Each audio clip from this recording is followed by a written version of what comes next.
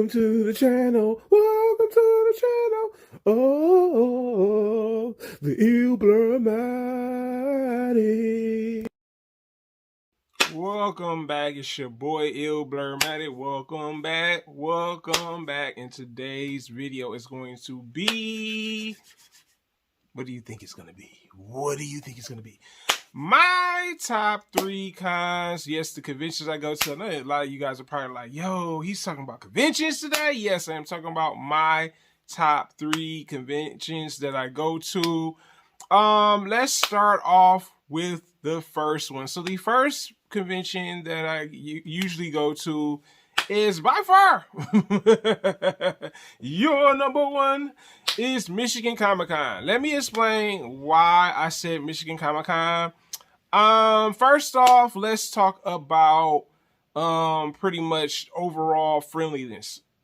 Usually when you go to cons, either people are going to be friendly, people are not going to be friendly. Most case, I would say out of that con, I would say that one's probably the most friendliest one.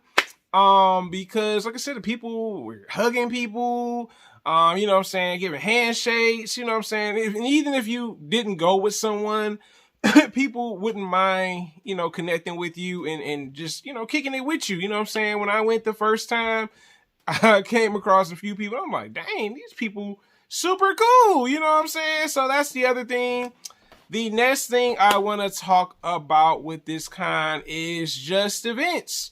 It has, you know what I'm saying, they have vendors that sell different items, whether it's clothing, jewelry, masks, you know, you name it, you know what I'm saying? Usually cons, this had a decent amount of vendors, you know what I'm saying? So, like, if you're looking to purchase different things, whether it's comic books, whether it's music soundtracks, you know, stuff like that, gaming consoles, plushies, Michigan Comic-Con did have that. So that was one thing that I really did like about that con. I'm like, okay, got a nice share of stuff that you can purchase, you know what I'm saying?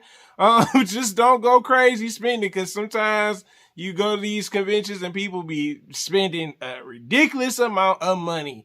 The next thing I would say is number 3. Number 3 will be pretty much just how fast to get a ticket. Let's talk about how fast it is to get a ticket. Michigan Comic-Con, hands down, had the fastest process of getting a ticket. So that's why that one on my list is definitely number 1, because it doesn't take forever to get a ticket. Like, I cannot lie. Like, I remember when I went, I was like, man, it only took like literally a few minutes to me to get a ticket, because I didn't order online. At that time, like, you know, I'm kind of shifty at order online back then, you know what I'm saying? But it's a lot faster online too. It's all about how you want to pay for a ticket. But my best advice, if you're going to a con, and if you go 3 days, just get you a 3-day pass. Get you a 3-day pass. Like, instead of you paying for one or just a 1-day pass for Saturday, Sunday, even Friday, if you're going on 3 days, just get you a 3-day pass. Get what I'm saying? So that is my first con, is Michigan Comic-Con. So let's talk about the next con on my list. So the next con on my list is number 2, Motor City Comic-Con. Yes, these cons are all in the Midwest, where I'm from, the state Michigan. So yes, Motor City Comic-Con, I would say, was definitely number 2. Okay, so let's talk about this one. So this one literally is number 2 because, like I said, overall friendliness. That's number 2. It's not as friendly as Michigan Comic-Con, but there are friendly people there, okay? The next thing we can talk about is vendors. Now, let me just say this. Motor City Comic-Con, Michigan Comic-Con are 2 different places. And the thing is, with Motor City Comic-Con is in a bigger building. You know what I'm saying? Michigan Comic-Con is in a nice sized building, but Motor City Comic-Con had more vendors. Also, pretty much that's the good thing, you know what I'm saying? Because you have a lot to do at there. They have gaming consoles, they have plushies, all these different things. But it's just a bigger size building that this event is taking place at. And I think personally, the other thing that's really neat, they have cosplay contests, they have gaming contests, and I forgot to mention Michigan Comic-Con had gaming contests too. And you know, you win money with both of those contests. You know, you can win some money if you're, you know, usually in the first or second, maybe third place. But yes, overall, the con, the one thing about Motor City Comic Con that kind of stands out, they have an after party. The after parties be lit. Trust and believe. If you do not go to the after party, you is missing out. You sleeping. After party. Oh, after party be hype, boy. It was so fun. Literally, man, I remember going. I was like, what was I thinking? I hadn't been. You know what I'm saying? I was sleeping. I was one of them people sleeping, baby. Okay. But like I said, the ticket prices, let me just compare the ticket prices. They're about the same. They're about the same as Michigan Comic-Con.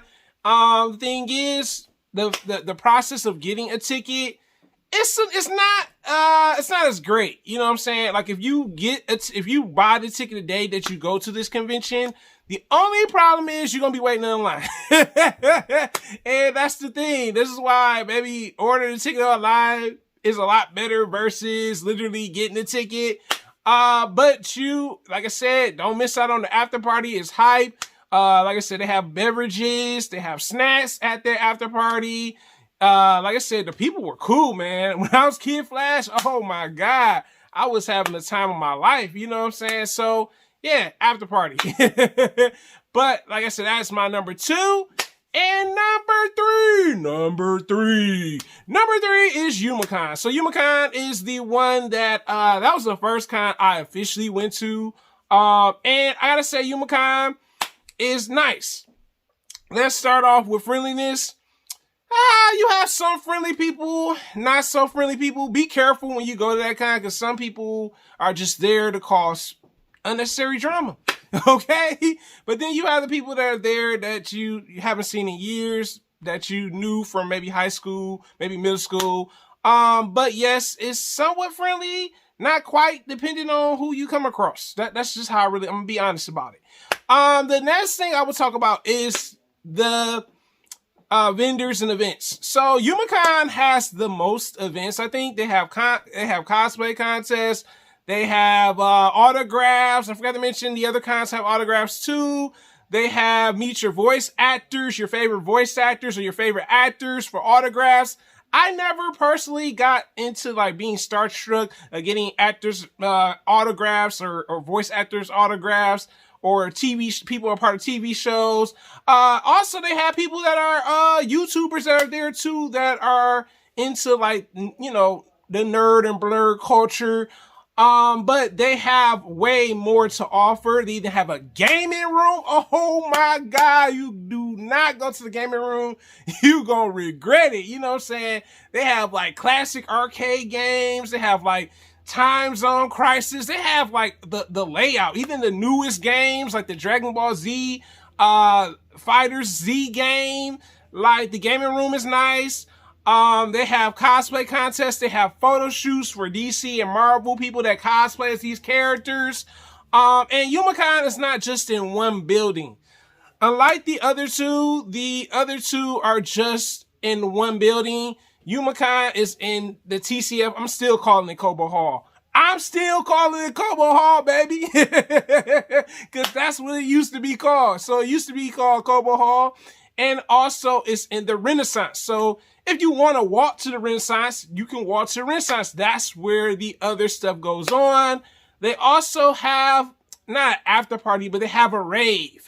The rave is cool. You know what I'm saying? I've never been. The lines are ridiculous for raves. And your boy like, look, But let's talk about ticket prices. Ticket prices vary, just like the other cons. They're about the same price unless you get these like crazy badges, including autographs and photo shoots with your favorite celebrities and stuff. But the line, okay, so let me be honest about the line. Get there early. If you do not purchase your ticket online and you're trying to go to the event that day of, make sure you get there early. Because baby, oh baby, them lines get ridiculous at YumaCon. Line be going around like a snake, boy. He like, wait a minute. But I gotta say, number 3 is Yumika because, like I said, man, it's a top 3. This is a top 3 list. And like I said, man, it's dope to go to these conventions, man. It's a fun experience. Like I said, man, if you're into like the stuff like Batman, Superman, Marvel, DC, anime type of stuff, you can come across people that's into the same stuff you're into. And like I said, man, these are my top 3 cons. So thanks for supporting. Thanks for watching. Thanks for commenting. And if you are not subscribed, what are you waiting for? And hopefully today I will get back with y'all with a what if episode. If not, it's definitely coming tomorrow. So next time, guys, have a great day and I'm out.